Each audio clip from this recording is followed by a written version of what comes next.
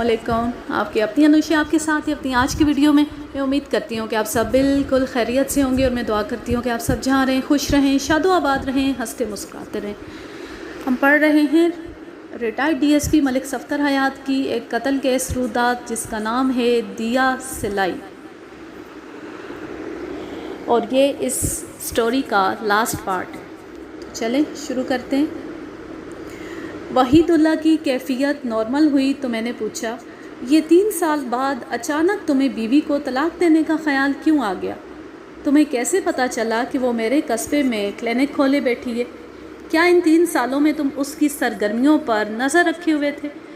سوالات کے اس تانتے نے اسے بوکھلا دیا. جھنجھلاہٹ آمیز لہجے میں بولا، لگتا ہے مجھے آپ کو وہ حقیقت بتانا ہی پڑے گی جس نے مجھے آپ کے قصبے جانے پر مجبور کر دیا، ورنہ آپ تفتیش کے نام پر سوالات کر کر کے میرے دماغ کا کیما بنا دیں گے. تم کس حقیقت کا ذکر کر رہے ہو وحید اللہ؟ میں نے چونک کر اسے دیکھا. اس حقیقت کا نام ہے خط. خط؟ میں الجھ کر رہ گیا. کیسا خط؟ ٹھہرے میں آپ کو وہ خط دکھا دیتا ہوں. وہ اپنی جیبیں ٹٹولتے ہوئے بولا، پھر ساری بات آپ کی سمجھ میں آ جائے گی. میں استجابیہ انداز میں وحید اللہ کو دیکھنے لگا. پتہ نہیں وہ اپنے کوٹ کے پٹارے میں سے کون سا انکشاف برآمد کرنے والا تھا. تھوڑی دیر بعد اس نے ایک اندرونی جیب سے ایک طے شدہ کاغذ نکالا اور میری جانب بڑھاتے ہوئے بولا، لیں آپ بھی اس شاہکار کو پڑھ لیں. میں نے طے شدہ اس پرچے کو کھولا اور اس کی تحریر پر نگاہ جما دی. لکھا تھا، تم بھی عجیب قسم کے بندے ہو، بیوی کو بے لگام چھوڑ رکھا ہے. تمہیں کچھ پتہ بھی ہے وہ یہاں کون کون سے گل کھلا رہی ہے؟ سنو گے تو تمہارا دماغ پھٹ جائے گا. پتہ نہیں تم کتنے بے غیرت شوہر ہو. اگر بیوی کو اپنے قابو میں نہیں رکھ سکتے تو اسے آزاد کر دو. جب تک وہ تمہارے نکاح میں ہے اس کا ہر کرتوت تمہارے کھاتے میں لکھا جائے گا. تمہاری اطلاع کے لیے صرف اتنا بتا دوں کہ وہ یہاں کے ایک بااثر شخص نادر خان کی رکھیل بنی ہوئی ہے. اسی بندے نے اسے مین بازار میں کلینک کھول کر دیا ہے. نادر خان دن رات اس کے کلینک میں گھسا رہتا ہے. یہ دونوں مل کر کون سا کھیل کھیلتے ہوں گے تم اندازہ لگا سکتے ہو. اگر تم میں ذرا سی بھی غیرت باقی ہے تو اپنی بیوی کا کوئی مناسب بندوبست کرو. میں تمہیں ایک اور بات بھی بتا دوں، وہ یہ کہ نادر خان اور عطیہ کے خفیہ تعلقات کی خبر نادر خان کی بیوی کو بھی ہو گئی ہے. نگہت بڑی جلال والی عورت ہے، وہ کچھ بھی کر سکتی ہے، کچھ بھی. آخر میں ہمارے قصبے کا مکمل ایڈریس درج تھا. راکم الحروف کا نام کہیں نظر نہیں آتا تھا. اس تحریر سے یہ بھی اندازہ ہوتا تھا کہ وہ کوئی لکھنے والا ہے. یہ اندازہ بھی نہیں ہوتا تھا کہ وہ کوئی لکھنے والا ہے یا لکھنے والی. ایک بات کی وضاحت کر دوں کہ میں نے اس تحریر کو اپنے الفاظ میں بیان کیا ہے تاکہ مفہوم میں کوئی فرق نہ آئے، ورنہ وہ خاصی ناپختہ تحریر تھی. لگتا تھا جیسے پرائمری کے کسی بچے نے طبع آزمائی کی ہو. ویسے تحریر کے پیچھے سوچ بہت پختہ تھی. اب یہی بات سمجھ میں آ رہی تھی کہ کسی ان پڑھ شخص نے وہ خط کسی بچے سے لکھوایا ہوگا یا پھر کسی بہت ہی کم پڑھے لکھے شخص نے خود تحریر کیا تھا. میں نے 2-3 مرتبہ اس خط کو پڑھا اور نظر اٹھا کر سوالیہ انداز میں وحید اللہ کو دیکھا. وہ جلدی سے بولا، جناب میں یہ خط پڑھ کر آگ بھگولا ہو گیا. مجھے عطیہ پر شدید غصہ آیا. یہ سچ ہے کہ اس نے گھر تو چھوڑ دیا تھا لیکن ہنوز وہ میرے نکاح میں تھی. میں اس کی بے غیرتی کا قصہ پڑھ کر انگاروں پر لوٹنے لگا. آپ خود سمجھ سکتے ہیں ایسی صورتحال میں کسی شوہر کی ذہنی کیفیت کیا ہو سکتی ہے. میں ہر روز اس خط کو کئی بار پڑھتا اور ہر مرتبہ میرا خون کھول کر رہ جاتا. اس خط سے پہلے میں نہیں جانتا تھا وہ کہاں ہے اور کیا کرتی پھر رہی ہے، لیکن اب تازہ ترین حالات میرے علم میں آ چکے تھے. کافی سوچ بچار کے بعد میں اس نتیجے پر پہنچا کہ مجھے شیخو پورہ کے اس قصبے میں جانا چاہیے. عطیہ وہاں کیا گند پھیلا رہی ہے یہ اس کا دین ایمان. میں نے فیصلہ کر لیا کہ پہلی فرصت میں اسے طلاق دے دوں گا تاکہ نہ رہے بانس اور نہ بجے بانسری. وہ بڑے جذباتی انداز میں خاموش ہوا تو میں نے کہا، چنانچہ تم 7 اکتوبر کی رات 8 بجے ڈاکٹر عطیہ کے کلینک پر پہنچے اور 3 لفظ بول کر اسے فارغ کر دیا. میں اس کے سوا اور کر بھی کیا سکتا تھا؟ وہ بے چارگی سے مجھے دیکھنے لگا. میں نے اپنے ذہن کی ایک الجھن کو دور کرنے کی خاطر اس سے پوچھا، کیا تمہارے پاس اس خط کا لفافہ بھی محفوظ ہے؟ میں یہ دیکھنا چاہتا تھا کہ آیا وہ خط واقعی ہمارے قصبے سے ارسال کیا گیا تھا یا کہیں اور سے. حالانکہ تحریر سے تو اندازہ ہوتا تھا وحید اللہ کے ذہن میں آگ لگانے والا اسی قصبے کا باسی ہے. बहरहाल तस्दीक ज़रूरी थी। मेरे सवाल के जवाब में वो मुख्तलिफ दराज़ें खोल बंद करते हुए बुड़बुड़ाया। मैंने ख़त निकाल कर वो लिफाफा यहीं कहीं डाल दिया था। थोड़ी देर बाद वो अपनी कोशिश में कामयाब हो गया और एक लिफाफा मेरी जाने बढ़ाते हुए बोला, ये लें जनाब, मिल गया लिफाफा। मैंने लिफाफे पर सख्त मोहरों का जायज़ा लिया। उनमें से एक मोहर हमारे कस्बे के मुतल्लिका डाक खाने की थी। इससे ये तो साबित हो गया कि वो ख़त उसी कस्बे में से किसी शख्स ने वहीदुल्लाह को अरसाल किया था। वो शरपसंद जो कोई भी था, नादिर ख़ान और डॉक्टर अतिया का पक्का दुश्मन था और मुझे जल्द अज जल्द उस शरपसंद को कानून की गिरफ्त में लाना था। लाहौर में मेरा काम ख़त्म हो गया था। मैंने मज़कूरा ख़त को अपनी जेब में महफूज कर लिया और वहीदुल्लाह की तरफ देखते हुए तनबीही अंदाज में कहा, जब तक अतिया मर्डर केस की तफ्तीश मुकम्मल नहीं हो जाती, तुम अपने इलाके के थाने में पेश की इत्ला दिए बगैर शहर से बाहर नहीं जा सकते। ठीक है जनाब, आपका हुक्म सर आंखों पर, वो ताउन आमेज़ लहजे में बोला। मैंने नहायत ही संजीदगी से पूछा, अतिया की लाश का क्या करना है? मुझे अतिया और अतिया की लाश से कोई दिलचस्पी नहीं, वो रुखाई से बोला। मेरा नाम उसके नाम के साथ कहीं नहीं आना चाहिए। क्या उसकी लाश को किसी लावारिस की मानंद हम अपने कस्बे के कब्रिस्तान में दफन कर दें? वो बड़ी सफाकी से बोला, जो लोग अपनों को छोड़ देते हैं उनका कोई वारिस नहीं होता। वो 3 साल पहले मेरी और मेरी बेटी की ज़िंदगी से निकल गई थी। मैंने चंद रोज़ पहले उसे रिश्ते अज़दवाज से खारिज कर दिया। अब उस औरत का हमारा कोई ताल्लुक़ नाता नहीं। मैंने एक ज़मीनी हकीकत की जानिब इशारा किया और कहा, वहीदुल्लाह, अगर कल कलां तुम्हारी बेटी को ये पता चला कि उसकी माँ की मौत किन हालात में हुई और तदफीन किस कस्माफरुसी में अंजाम पाई, तो वो क्या सोचेगी? तुमने तो तलाक देकर अतिया को अपनी ज़िंदगी से खारिज कर दिया, लेकिन दुनिया की कोई ज़ुबान अभी तक ऐसे अल्फाज तख्लीक नहीं कर सकी जो खून के रिश्तों को यकसर ख़त्म कर दें। अगर ज़िंदगी के सफ़र में कभी तुम्हारी बेटी सवालिया निशान बनकर तुम्हारे सामने खड़ी हो गई तो जवाब देना मुश्किल हो जाएगा। आप फ़िक्र ना करें, अगर ऐसा कोई मौका आया तो मैं नाहिद को समझा लूँगा, वो अटल लहजे में बोला। वहीदुल्लाह के साथ मज़ीद वक्त सर्फ करना गोया वक्त बर्बाद करने के मुतरादिफ था। चनाचा मैं खामोशी से उठा और अपने थाने की जानिब रवाना हो गया।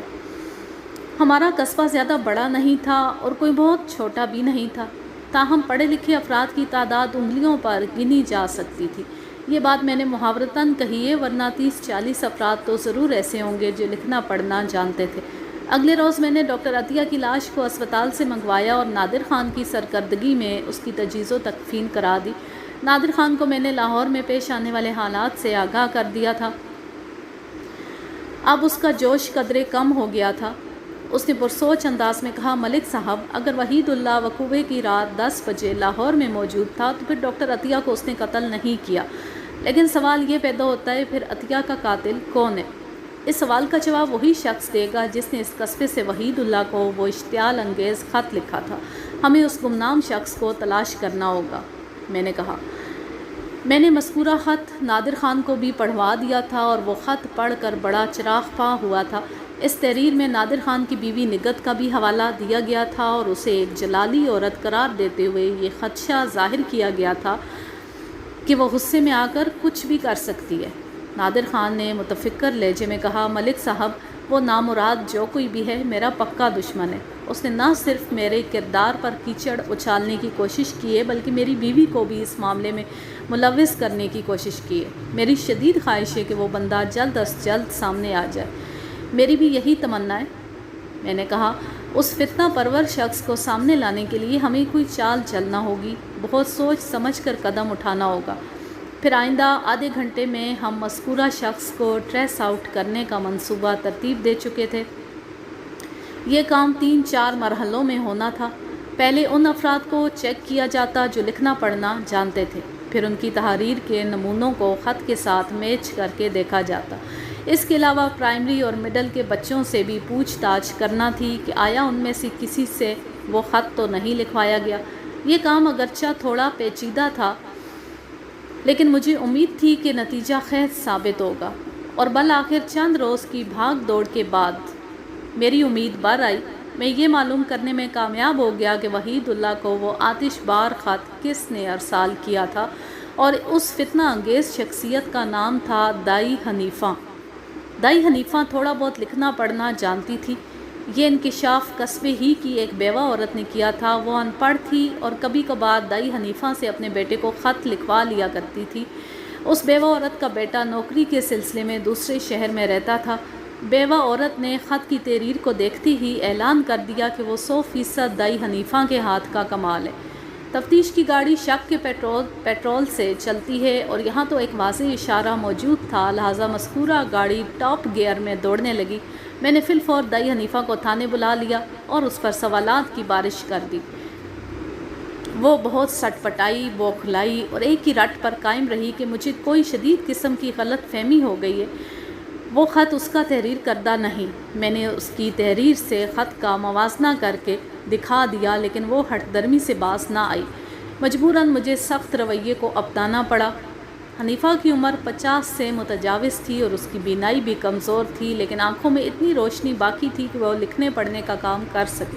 اس کی صحت، عمر اور عورت ذات ہونے کے سبب میں اس پر کسی قسم کا تشدد نہیں آزمانا چاہتا تھا، لہٰذا میں نے ٹریلر سے کام نکالنے کا فیصلہ کیا۔ 2 روز پہلے ایک ہٹا کٹا مویشی چور میرے ہتھے چڑھا تھا اور اس وقت حوالات میں بند تھا۔ وہ بھی زبان کھولنے کے موڈ میں نہیں تھا۔ میں نے حوالدار بوٹا کو علیحدگی میں اپنے پروگرام سے آگاہ کر دیا، پھر اسے اپنے کمرے میں بلا کر حنیفہ کی موجودگی میں کہا، بوٹا تم اس دائی کو اپنے ساتھ ٹرائل روم میں لے جاؤ، لیکن اس کا نمبر دوسرا ہے۔ میں نے ذرا توقف کیا، پھر بڑی صفاقی سے کہا، جانتے ہو نا پہلا نمبر کس کا ہے؟ جی ملک صاحب، حوالدار جلدی سے بولا، پہلا نمبر اس اچھو ڈنگر چور کا ہے۔ شاباش، میں نے سراہنے والے انداز میں کہا، اچھو اور حنیفہ کے ساتھ ایک جیسا سلوک کرنا ہے، لیکن اپنی اپنی باری پر۔ حوالدار حنیفہ کو اپنے ساتھ لے کر میرے کمرے سے نکل گیا۔ تھوڑی دیر بعد ٹرائل روم کی جانب سے اچھو مویشی چور کے کرہانے اور بلبلانے کی آوازیں ابھرنے لگی۔ میں نے حوالدار کو خصوصی ہدایت کی تھی کہ اچھو کے ساتھ جو بھی کارروائی کی جائے وہ حنیفہ کی نظر کے سامنے ہو، تاکہ اس ٹریلر کو دیکھ کر وہ اس فلم کا اندازہ لگا لے جو اس کے ساتھ پیش آنے والی تھی۔ یہ ایک مؤثر ٹوٹکا تھا۔ 15 منٹ کے بعد حوالدار نے آ کر مجھے بتایا کہ حنیفہ مجھ سے کوئی ضروری بات کرنا چاہتی ہے۔ میں نے کہا اسے فوراً میرے پاس لے آؤ۔ 1 منٹ بعد وہ میرے روبرو کھڑی تھی اور اس طرح کھڑی تھی کہ اس کا پورا وجود تھر تھر کانپ رہا تھا۔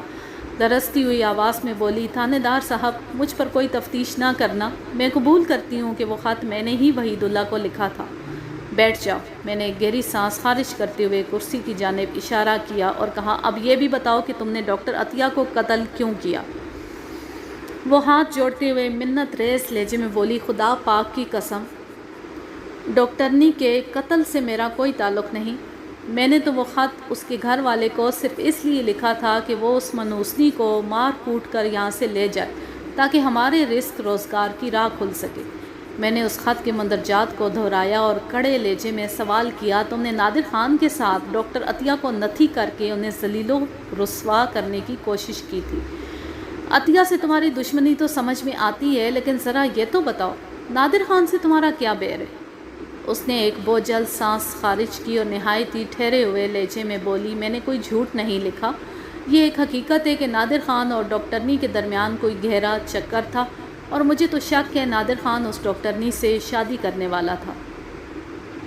شادی؟ میں نے اسے گھورا، وہ خدا کا بندہ تو پہلے سے شادی شدہ ہے۔ وہ اس بات میں سر ہلاتے ہوئے بولی، بے شک وہ شادی شدہ ہے، لیکن نگہت سے اس کی کوئی اولاد نہیں۔ وہ اولاد کی خاطر دوسری شادی کے لیے پر تول رہا تھا۔ بہت سے لوگ اس حقیقت سے واقف ہیں، لیکن نادر خان کے ڈر سے کوئی زبان نہیں کھولتا۔ وہ ایک لمحے کو رکی، پھر بولی، نگہت کے دکھ کو صرف میں ہی سمجھ سکتی ہوں تھانے دار صاحب۔ بچے کے سلسلے میں پہلے اس کا علاج کرتی رہی تھی، لیکن ڈاکٹرنی کے آنے کے بعد نادر خان نے میرا علاج بند کروا دیا اور نگہت ڈاکٹرنی کے کلینک پر جانے لگی۔ مجھے امید تھی کہ اگر نگہت سال 6 مہینے ٹک کر میرا علاج کرا لیتی تو ضرور اس کی کوکھ آباد ہو جاتی، لیکن ان 6-7 ماہ میں ڈاکٹرنی نے پتہ نہیں اس بیچاری کے ساتھ کون سا ہاتھ کیا ہوگا۔ مجھے تو اندیشہ ہے اس نے نگہت کی کوکھ کا سوا ستیہ ناس نہ مار دیا ہو۔ وہ جلی کٹی پر اتر آئی تھی۔ میں نے اسے پٹری پر رکھتے ہوئے پوچھا، تمہیں وحید اللہ کا لاہور والا ایڈریس کس نے دیا تھا؟ نگہت سے لیا تھا میں نے وہ ایڈریس، اس نے جواب دیا۔ ڈاکٹرنی نے نادر خان کو اپنی دکھ بھری کہانی سنا رکھی ہے۔ نادر سے نگہت تک اور نگہت سے مجھ تک وہ کہانی پہنچی، لیکن میرا خیال تو یہ ہے کہ ڈاکٹرنی نے نادر خان کی ہمدردی حاصل کرنے کے لیے وہ کہانی گڑھی تھی۔ وہ مجھے کوئی بہت ہی گھیرو قسم کی عورت لگتی تھی۔ وہ ایک مرتبہ پھر پٹری سے اترنے لگی تھی۔ میں نے استفسار کیا، تم نے نادر اور عطیہ کے جن پوشیدہ تعلقات کا ذکر کیا ہے، کیا نگہت ان سے واقف ہے؟ جی ہاں، پوری طرح واقف ہے۔ اس نے بڑی شدت سے اس بات میں سر ہلایا اور بولی، تھانے دار جی، نگہت بہت ہی دکھی اور پریشان حال عورت ہے۔ میں اس کی تکلیف کو محسوس کر سکتی ہوں۔ جس عورت کا شوہر چن رہا ہو، آپ اس کے دل کی کیفیت کا اندازہ لگائیں۔ تم نے وحید اللہ والے خط میں نگہت کو ایک جلالی عورت گردانا ہے اور کہا ہے وہ غصے میں آ کر کچھ بھی کر سکتی ہے۔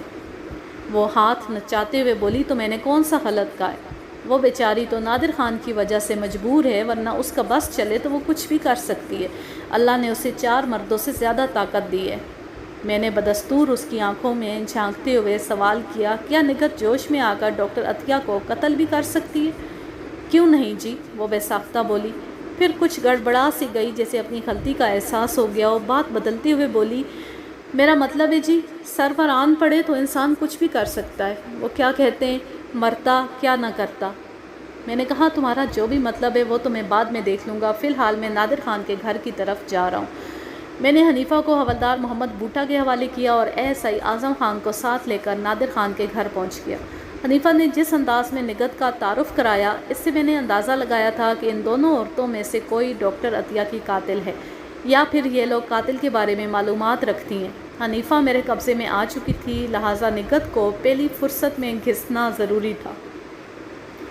نادر خان اس وقت گھر پر ہی تھا۔ غیر متوقع طور پر مجھے اپنے دروازے پر دیکھ کر اسے شدید حیرت ہوئی۔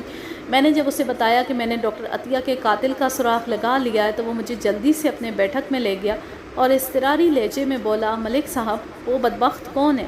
میں نے گہری سنجیدگی سے کہا، تم پہلے اپنی بیوی کو یہاں بلاؤ، پھر بتاتا ہوں۔ میری بیوی کا اس معاملے سے کیا تعلق ہے؟